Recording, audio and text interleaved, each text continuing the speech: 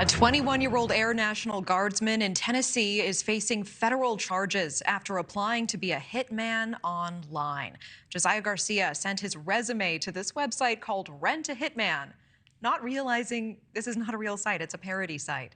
He was arrested by an undercover agent last week, but not before he told authorities he was struggling to pay rent and make ends meet for his family. He was desperate to find a well-paying job. He did agree to kill an individual for $5,000 before an FBI agent revealed this was a sting operation.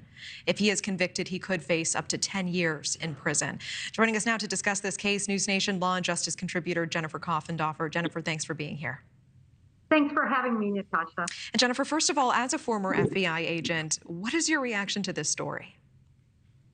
Well, good job by the FBI. Again, actually, he's one of 30 individuals. And I would just ask, in what universe would anyone think you can get on and try to become a hitman for hire? You know, who would ever consider that legal? I mean, when NewsNation's Joe Cleal was first reporting on this yesterday, I was actually surprised that a National Guardsman agreeing to kill someone for $5,000 was just 10 years in prison, up to 10 years in prison. Is that low? Is it any different? Does it make a difference that he was a National Guardsman? Is he held to a different standard than a regular civilian? It doesn't make any difference in terms of the statute, but I think certainly if this goes to trial, it might make a difference in the jury's eyes and maybe even for sentencing. I mean, this is somebody who actually advertised that he had good marksmanship skills, and the reason he was interested in this job was because he was seeking more excitement.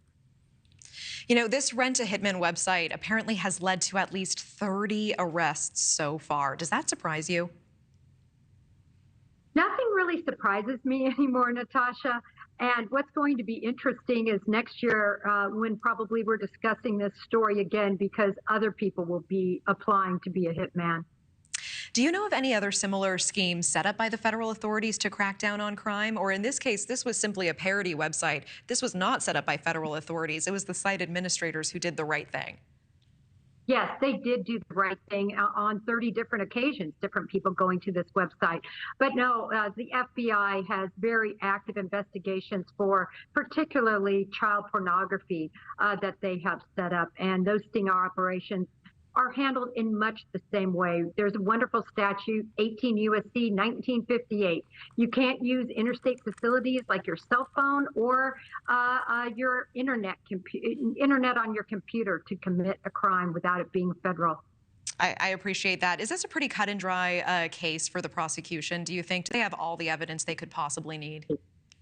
It's cut and dry because not only did he prepare an application. Not only did he communicate with this website numerous times, he also met with an FBI undercover agent and accepted $2,500, half of the amount of the hit. So this is going to be very strong. And it was at that point that they put cuffs on him when he specifically said, do you want a photo after I kill the person? All right. Jennifer Koffendorfer, we appreciate your time and insight. Thank you. Thank you, Natasha. Thank you for watching. Go to newsnationnow.com to find NewsNation on your television provider. And don't forget to click the red subscribe button below to get more of NewsNation's fact-driven, unbiased coverage.